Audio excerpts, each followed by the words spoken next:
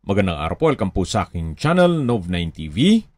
Patalasasan po, meron po ba kayong mga properties na napapabayaan or non-performing assets?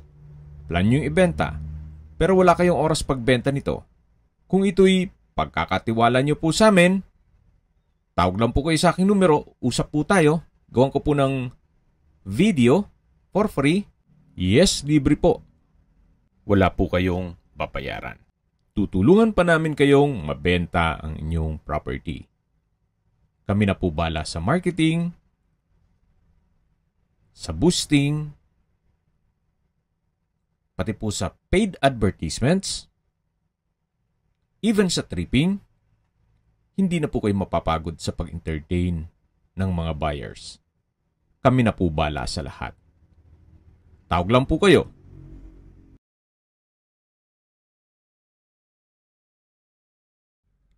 Nandito po tayo ngayon sa Lipa, Batangas kung saan meron po tayong bagong video presentation.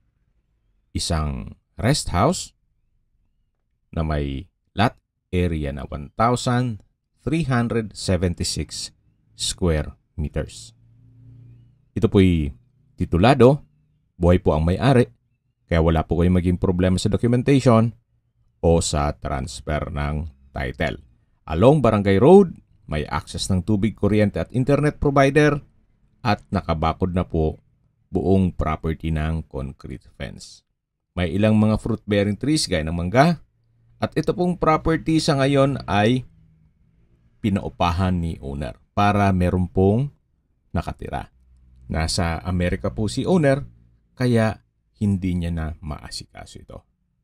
Yun po ang reason for selling.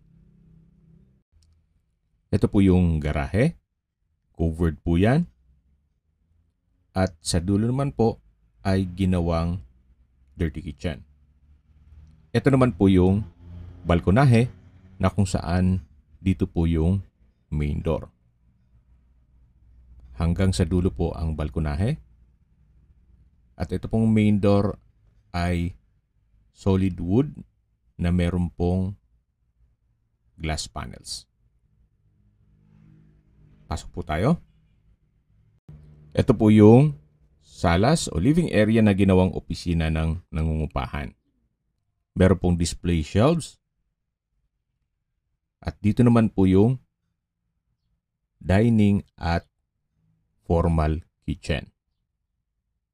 May kitchen countertop, then may kitchen window, kitchen cabinets. At dito naman po yung mga kwarto. Check po natin itong unang kwarto. Sa spasyo, malaki naman siya.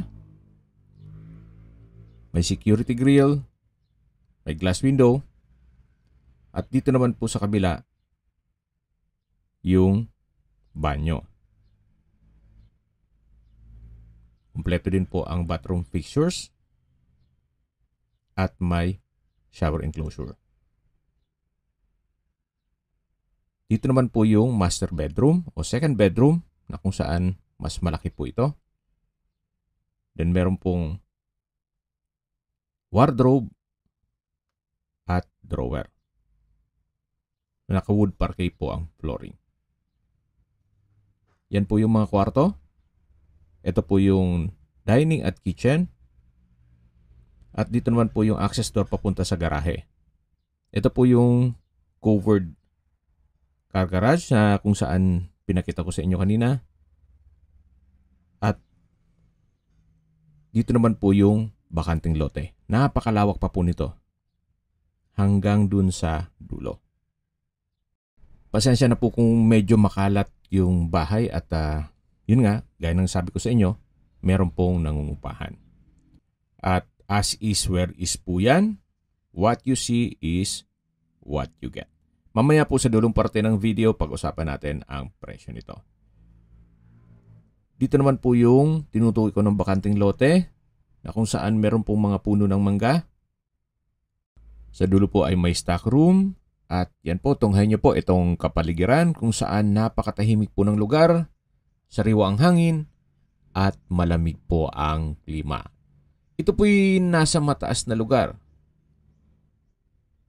kaya flood-free area. Ang estimated elevation above sea level ay 1,025 feet. Sa mga naghanap po ng malaking sukat ng lupa at yung bahay ay hindi naman kalakihan, well, ito na po yung hinahanap nyo.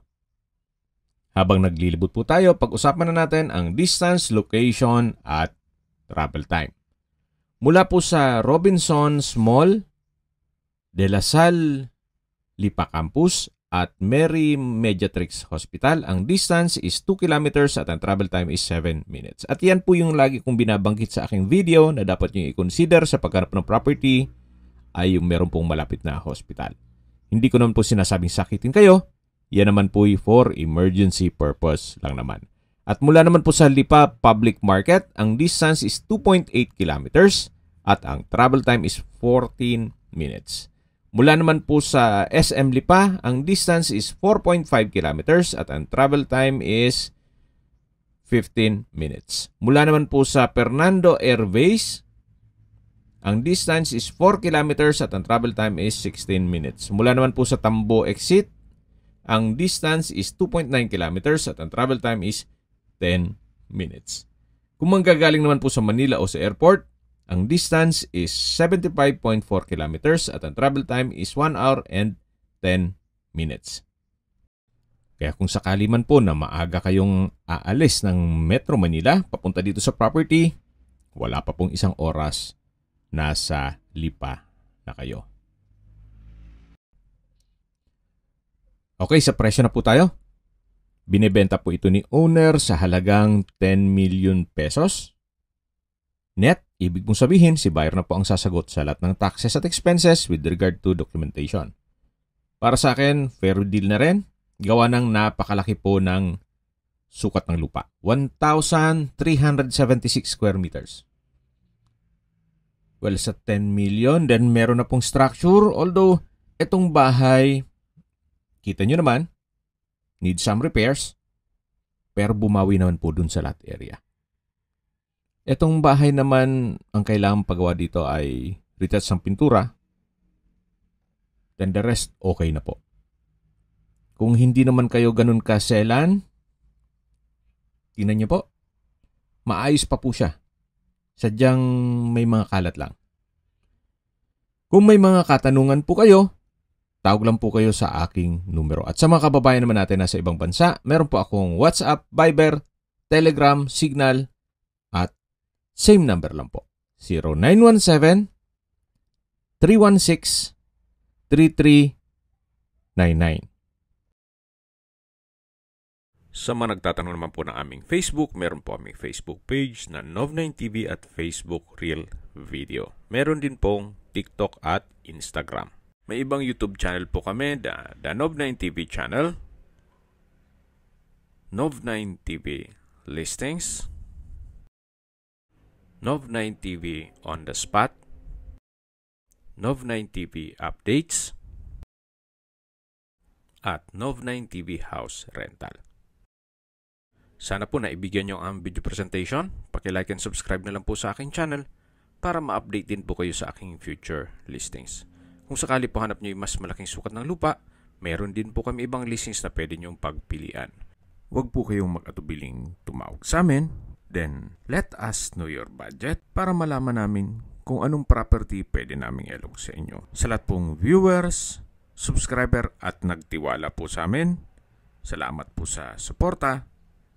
Ingat po kayo lagi at yung pamilya. Maraming salamat po.